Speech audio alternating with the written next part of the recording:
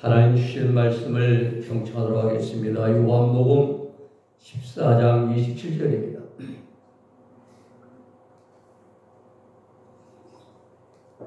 제가 갖다 읽어드립니다. 평안을 너희에게 끼치노니 곧 나의 평안을 너희에게 주노라. 내가 너희에게 주는 것은 세상이 준 것 같지 아니하니라. 너희는 마음에 근심도 말고 두려워하지도 말라. 아멘.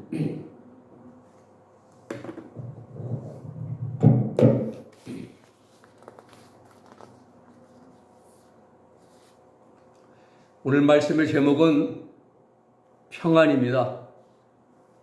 평안을 헬라어로 말하면 에이레넨 이렇게 말합니다. 뜻은 보통적으로 말하면 전쟁이 없는 상태를 가리킵니다. 그러나 헬라어의 에이레는 이 히브리어를 본다면은 샬롬이에요, 샬롬. 그래서 전쟁이 없는 부정적인 그런 의미보다는 하나님과의 올바른 관계를 통하여 특별히 얻게 되는 개인적인 복을 가리킵니다. 평안은. 세상에서는 5가지의 복을 말합니다. 오복입니다. 목숨 숫자, 수부, 강령, 유호덕, 고종명이에요. 목숨수, 오래 사는 게 복이라고 그래요. 지금은 많이들 오래 삽니다. 부활부, 넉넉하게 부자가 사는 게 또 복이라고 말합니다. 또 편안할 강, 편안할 영, 강령, 편안하게 사는 것이 복이라 이렇게 말합니다.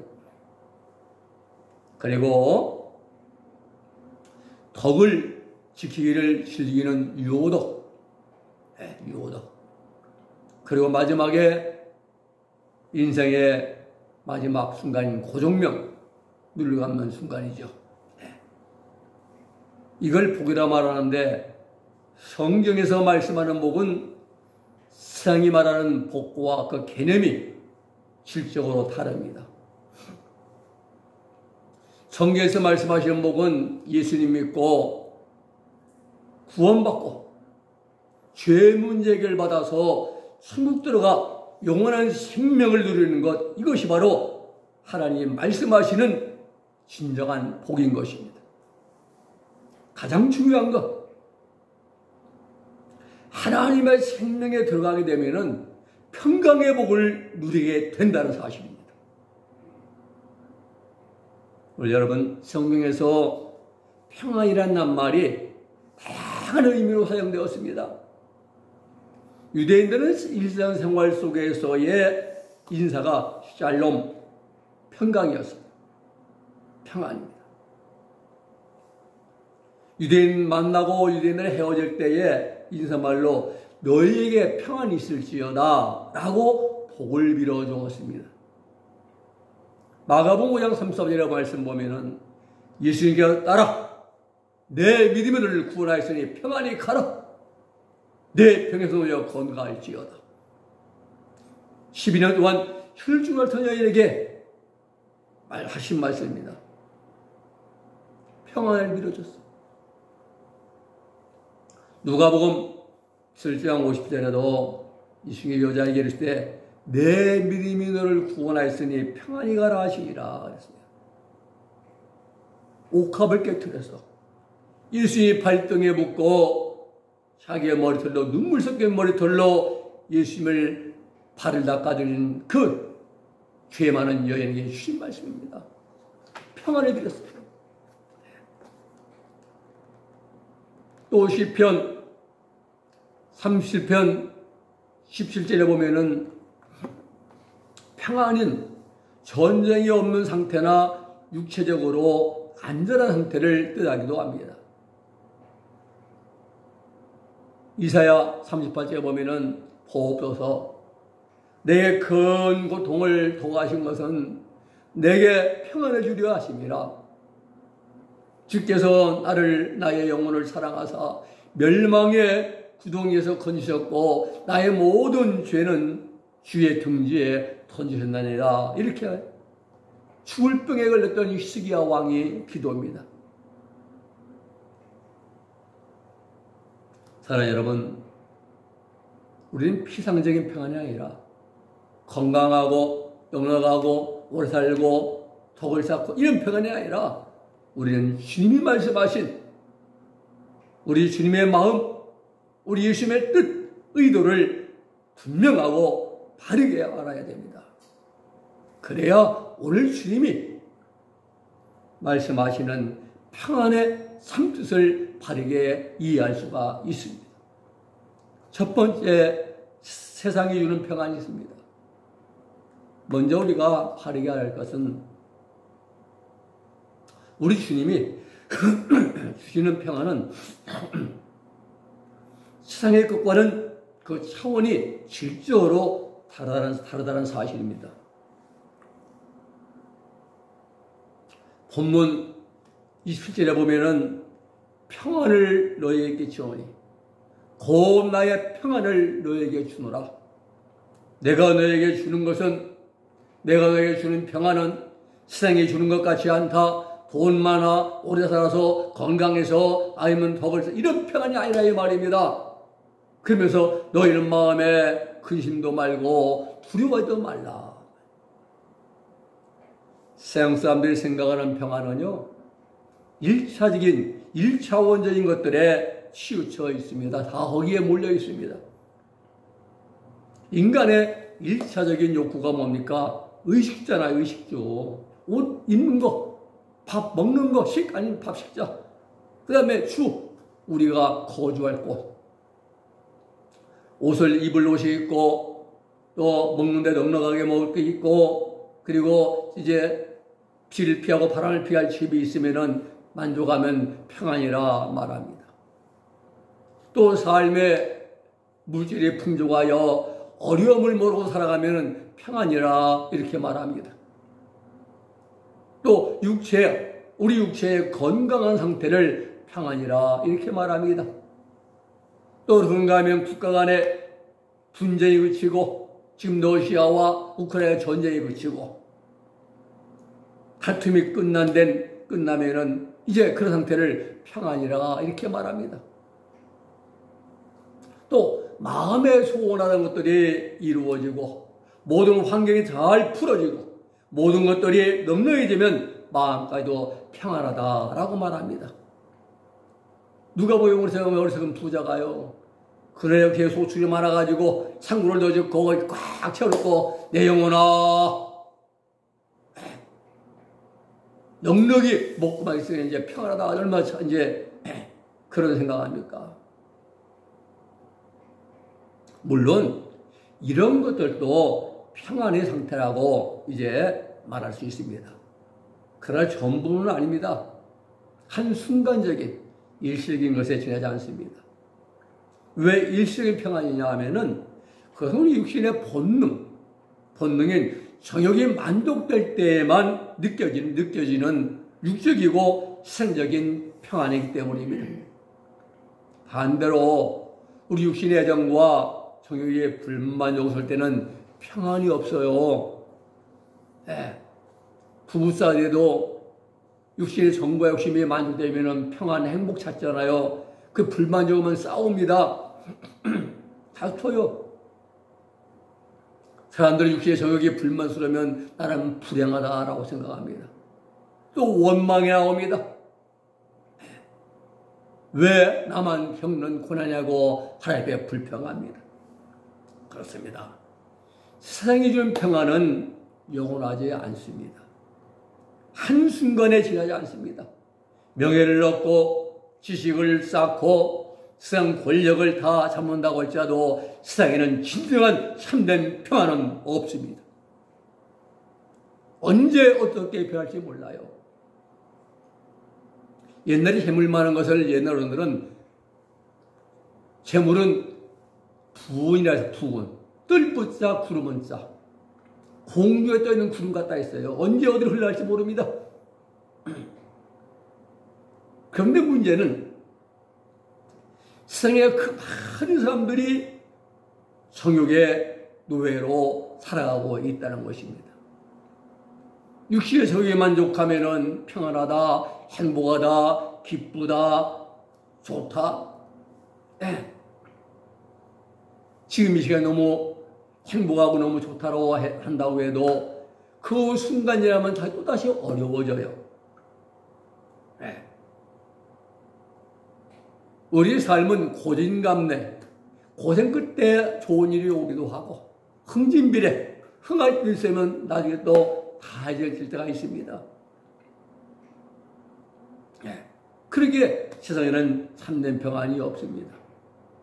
그렇습니다. 우리가 삶을 살아가는 일상에는 진정한 평안, 참된 평안은 없습니다.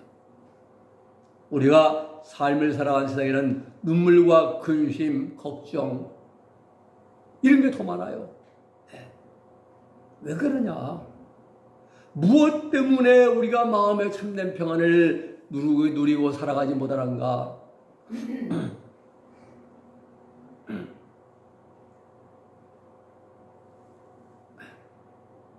무엇이 원인입니까? 답은 우리 육신의 본능인 정욕 때문이에요. 정욕에 만족하면 행복이고, 정욕에 만족하면 평안이고, 정욕이 만족스러우면 콧노래가 나와요. 너무 좋아서. 그런데 정욕이 불만족스럽고 이러면 불평이 나고 짜증이 나고 원망이 나고 신경질 나고 무엇이 원인입니까? 정욕이라 하면 환경이 아니에요. 내 육신의 본능인 정욕이 뭔가 맞지 않는다는 거예요. 그래서 이러한 과정을 다 직접 체험하고 경험을 한 사도 바울은 갈라디아 5장 14절에서 말씀하기를 하나님의 뜻을 거스르는 육체의 정과 욕심을 십자가에 못 박아라 라고 말씀하고 있는 것입니다. 성경 말씀은 그냥 주신 게 아니에요. 바울의 경험을 경험했고 체험했고 과정을 거쳤고 그리고 그런 깨닫기를 그렇구나. 그도 예수님의 사람들 정과 욕심을 십자가에 못 박았느니라 못 박아라 말씀하는 거예요. 하나님의 뜻을 거스르게 만드는 정욕을 십자가에 못 박아야만이 우리가 하나님의 뜻을 온전히 이루고 승리하며 우리가 평안을 얻게 되기 때문이라 이 말입니다. 그렇습니다. 육신의 본능은 뿌리 뽑으면 안 되잖아요. 식욕의 본능 아니고 육신의 본능입니다. 밥 먹여야죠. 네. 제가 입안을 좀 혀가 다쳐가지고 고생했는데 하나님 기도했습니다. 오늘 예배 시간에 좀 올라왔어도 하나님 기적으로 능력으로 예배 시간 설교 시간만 가면 하나님 통증이 사라지게 달라고 기도했어요. 하나님 들어주셔요. 말도 못하는 사람이 지금 말 잘하잖아요. 전에 목회할 때 저쪽에 할 때도 시동 때문에 머리가 막 고리 쏟아질 것 같은 막 그렇게 통증이 오자는데 예배 시간을 하나님 딱 잡아주셔요. 설교 시간만큼은 또 하나 아파요. 여러분 식욕은 밥 먹고 싶은 욕망은 우리 정욕이에요. 육신의 본능입니다. 밥 안 먹으면 죽어요. 수면욕 잠 못 자면 사람이 말입니다. 제가 전에 한전에 있을 때 우리 직원 한 명이 이 잠을 못 자요. 그는 말라요. 그리고 막 나중에 눈이 충혈돼요. 그리고 나중에 몸을 덜덜 떠는 거예요. 막 괜히 막 바이브레이션이 막 실망이 납니다. 그분은 그 친구는 이제 저보다 몇 살 아래인데 그냥 귀신 역사했어요. 지금 생각하면 귀신 역사했어요. 병원에 가고 아무도 못 고쳐서 안 됐습니다. 진짜 보기 치유됐어요. 성결교회 나갔었는데 근데 수면욕 잠 못 자면 사람이 참 그래요. 죽어요. 그래서 바울은 이러한 정욕은 뿌리를 뽑아내려고 말씀하지 않고 십자가에 못 박아라. 앵그라테야 절제하라 라고 말씀한 겁니다. 중요한 사실은 내가 내 육신의 정욕을 십자가에 못 박는 만큼 평안을 누릴 수가 있다는 사실입니다. 욕심 많은 사람들 보세요. 얼굴이 찌들어 있어요. 보면은 무언가 더 막 많이 갖고 싶어서 막 얼굴이 불마저스러워요. 그 많이 갖고 있는데도 끼들어가지고 돈만 찾고 있어요. 이런 사람들에게는요, 평안이 없습니다. 참된 평안이 없는 거예요. 세상에는 평안이 없습니다. 두 번째는 주님이 주시는 평안입니다. 평안은 주님의 특허품입니다. 본문 17절 말씀 보면은 곧 나의 평안을 너에게 주노라 말씀하잖아요. 나의 평안, 주님의 평안이에요. 나의 평안이 뭡니까? 에레는 텐 에멘인데 예수님이 소유하고 계시는 평안이라 이 말입니다. 돈 많아서 건강해서 자식이 잘 돼서 기분 좋아서 느끼는 평안이 아니라 예수님이 가지고 계신 평안을 주겠다는 거예요. 곧 예수님 안에 있는 평안을 주겠다 이 말입니다. 여기서 주노라 기도미, 이것은 남겨두다라는 의미예요. 유산을 물려주는 경제, 그것을 말하며 뜻합니다. 평안을 주노라, 주시겠다는 것은 유산으로 우리에게, 내가 유산을 받으면 영원 내 거잖아요. 내 것. 유산으로 물려주시겠다 이 말. 예수님이 가지고 있는 평안을 우리에게도 물려주시겠다는 겁니다. 오늘 여러분, 지금 예수님이 제자들에게 말씀하시는 평안은 곧 주님이 소유하시고 계시는 것을 제자들에게도 똑같이 주시겠다는 약속의 말씀입니다. 그렇습니다. 우리 예수님은 평안의 원천이십니다. 빛의 원천이시고요. 평안의 원천. 우리 예수님은 평안을 우리에게 주시는 수여자이십니다. 또 주님의 평안을 받게 될 제자들은 평안의 수혜자입니다. 이 사실이 본문 21절에 두 번씩이나 강조가 되어 있습니다. 여기에는 매우 중요한 핵심적인 사실이 포함되어 있습니다. 모세가 광야에서 성막을 완공한 후에 성막의 지성소 법궤 안에 세 가지를 넣었습니다. 십계명, 두 돌비죠. 이는 모든 말씀의 원천이신 하나님을 상징하는 것이 두 돌비입니다. 만나 항아리, 이것은 모든 생명의 원천 되시는 하나님을 상징합니다. 그리고 아론의 쌓은 지팡이, 이건 모든 능력의 원천이신 하나님을 상징합니다. 이와 같이 예수 그리스도는 참 평안의 원천이 되시고 수여자가 되신다는 사실은 예수의 구속 사역과 밀접하게 연관되어 있음을 우리가 알 수가 있습니다.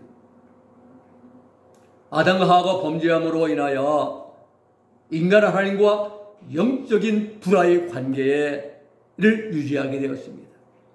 로마서 5장 12절 말씀 보면은 이러므로 한 사람으로 말미암아 죄가 세상에 들어오고 죄로 말미암아 사망이 왔나니 이와 같이 모든 사람이 죄를 지었으므로 사망이 모든 사람에게 이르렀느니라 라고 말씀하고 있습니다. 한 사람 아담이잖아요.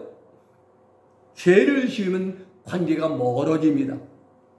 이러한 상태를 신학적인 용어로 소원이라 이런 말, 소원이라고 말해요. 에베소 2장 16절의 말씀 보면은 하나님과 인간 사이에 해결할 수 없는 적대감이 상존해 있다라고 말합니다.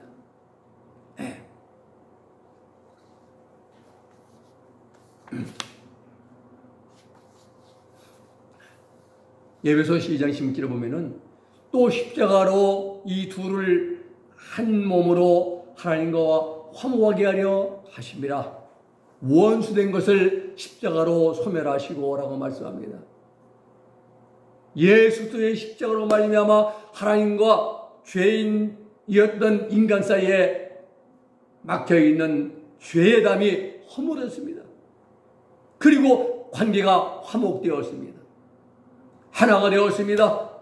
그리고 하나님과 교통이 이루어졌습니다. 회복의 역사가 일어났습니다. 우리 주님이 십자가에서 우리 허물 때문에 상에 찔리셨고 우리 죄 때문에 채찍에 맞았습니다. 이러한 사실을 사도 바울은 골로새서 1장 20절에서 말씀하십니다. 그의 십자가의 피로 화평을 이루사 만물 곧 땅에 있는 모든 있는 것들이나 하늘에 있는 것들을 그로 말미암아 자기와 화목되기를 기뻐하심이라 하였어요.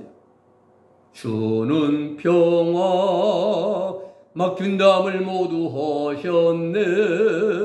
주는 평화 우리의 평화 그의 십자가로 십자가의 피로 화목을 이루사 그랬어요. 그렇습니다. 세상에는 이 세상에 십자가 없는 평화는 있을 수가 없습니다. 우리 예수님은 우리에게 화평을 주시는 분이십니다. 에베소 2장 14절 말씀 보면은 그는 우리 화평이시니라 둘로 하나를 만드사 중간에 막힌 담을 허시고 라고 말씀합니다. 우리 예수님께서 하신 모든 말씀은 화평의 복음이십니다. 사도행전 10장 36절의 말씀 보면은 만유의 주 되신 예수로 말미암아 화평의 복음을 전하사. 우리 주님이 우리 모두에게 주시는 말씀은 모두가 다 화평의 복음입니다. 세상 모든 사람들은 그 누구를 물러나고 다 평안을 원하잖아요. 다 평안하기를. 그럼에도 불구하고 마음속에 생활 속에 그리고 심령의 깊은 내면에 평강을 누리지 못합니다. 왜 그러냐? 무엇이 원인이냐? 왜 마음은 평안을 원하는데 그런데 우리의 삶에는 근심과 걱정과 염려가 떠나지 않는 것인가? 왜 생활 환경이 평안하기를 원하는데 우리에게는 수고와 염려가 어려움에 떠나지 않는 것이냐? 무엇이 문제인가? 답은 분명합니다. 한 가지입니다. 내 중심이 예수께 연결되어 있지 않기 때문에. 나무의 가지는 반드시 그 나무에 붙어 있어야 됩니다. 떨어져 있으면 그 나무는 고사합니다. 말라 죽습니다. 양이 목자와 떨어져 있으면 늑대의 사냥 먹잇감 잃어가려고 합니다. 우리는 무슨 일이 있어도 반드시 예수께 붙은 자가 됩니다. 붙은 자가 돼야 돼요. 평안은 주님의 특급품입니다. 세 번째는 성령의 최고의 열매는 평강입니다.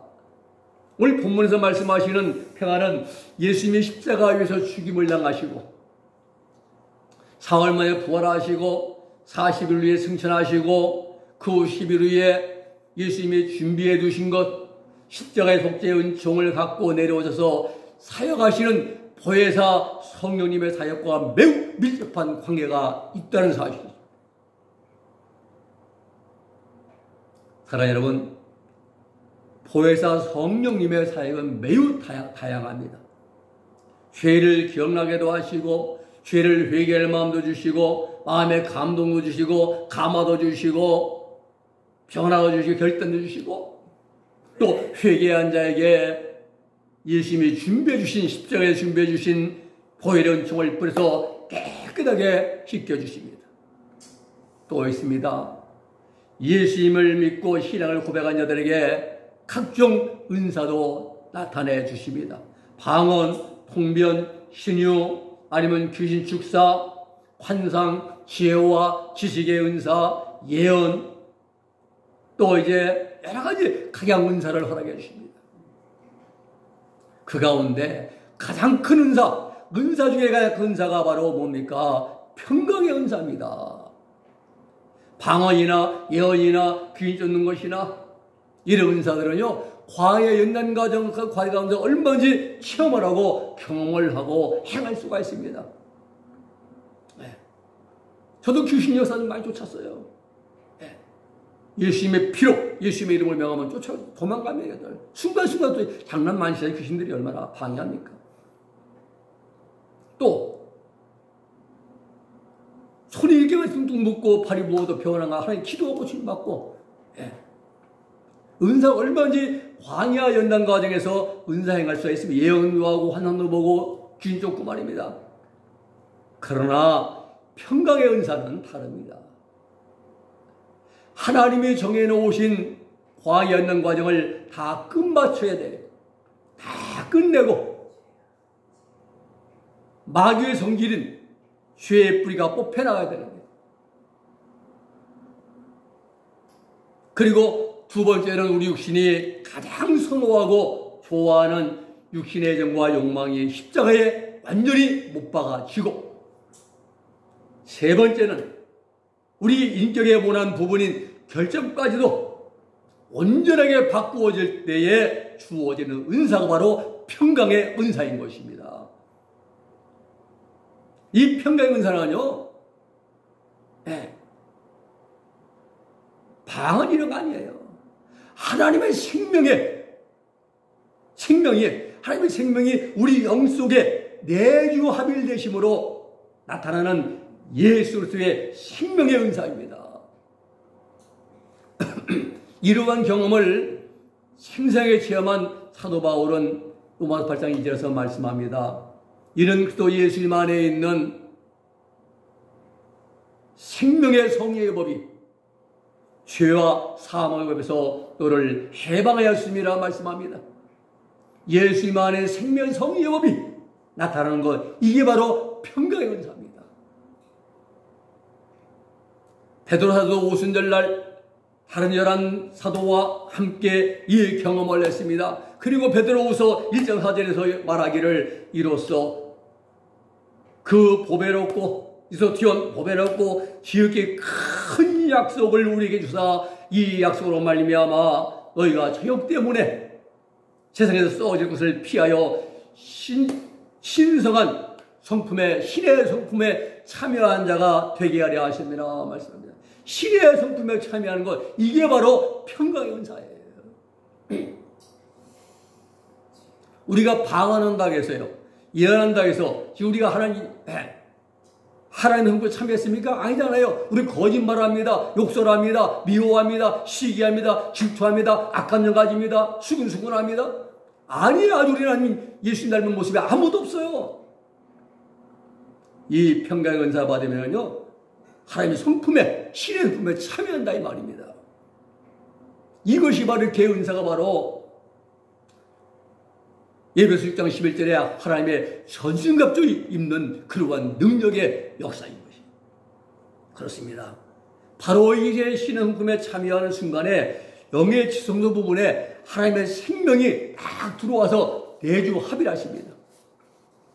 일본의 그 우치무라 간조 내총한 사람을 했습니다. 큰 대하의 영 안에 나의 작은 소화영이 들어가서 하나가 되었다.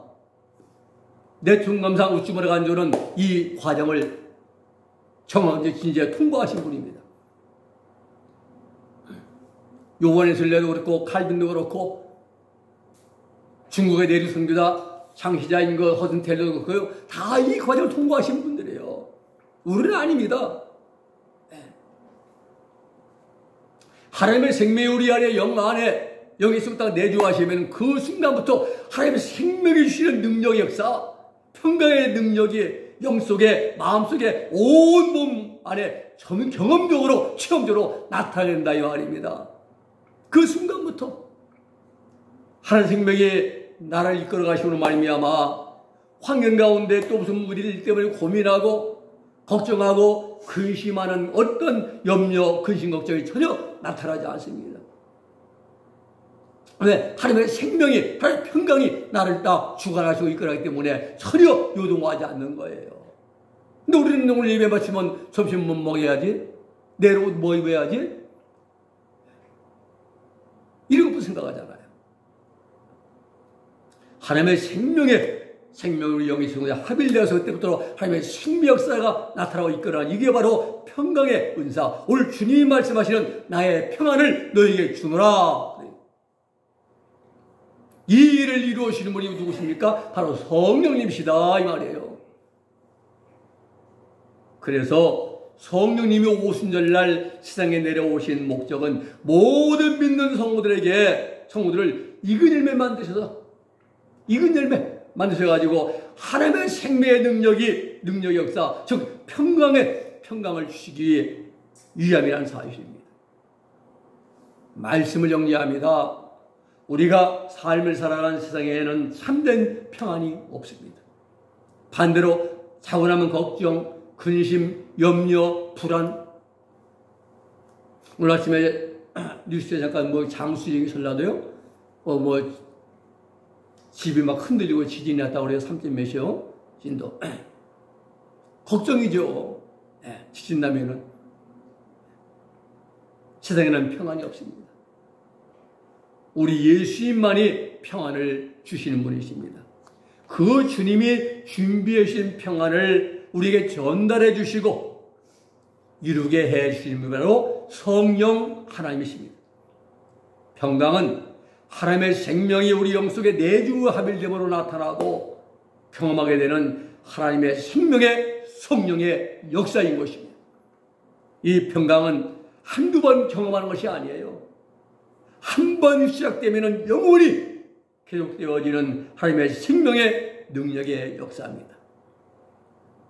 그렇습니다. 우리 믿는 자들이 받을 복은 바로 이 평강의 복입니다. 천국 들어가서 하나님의 생명의 능력으로 공급받아 영생할 수 있는 그런 복입니다.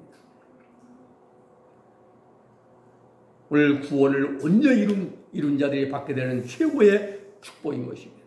오늘 나는 주님 예수님 오늘 아침에 우리에게 나의 평안을 너에게 주노라. 유산으로 내가 너에게 주노라. 이 평안을 받아 누려 하나님 영원한 생명의 역사에 들어가는 체험할 수 있는 그러한 믿음과 신앙의 사람들이 다 될 수 있기를 우리 예수님의 이름으로 축복해 드립니다. 기도하겠습니다. 거룩하신 아버지 하나님 감사합니다. 오늘 하나님 나의 평안을 너에게 주노라. 하나님 예수님이 지금 평안을 우리에게 주시겠다 약속하신 말씀을 붙들고 우리가 하나님 아버지 그 평안을 얻기까지 이 길을 잘 달려가서 우리 아버지 하나님 만난 날 30날 이 평안의 복을 받을 수 있는 우리들 모두가 될 수 있도록 복과 은총을 내리워 주시옵소서. 예수님의 이름으로 기도 올리옵나이다. 아멘.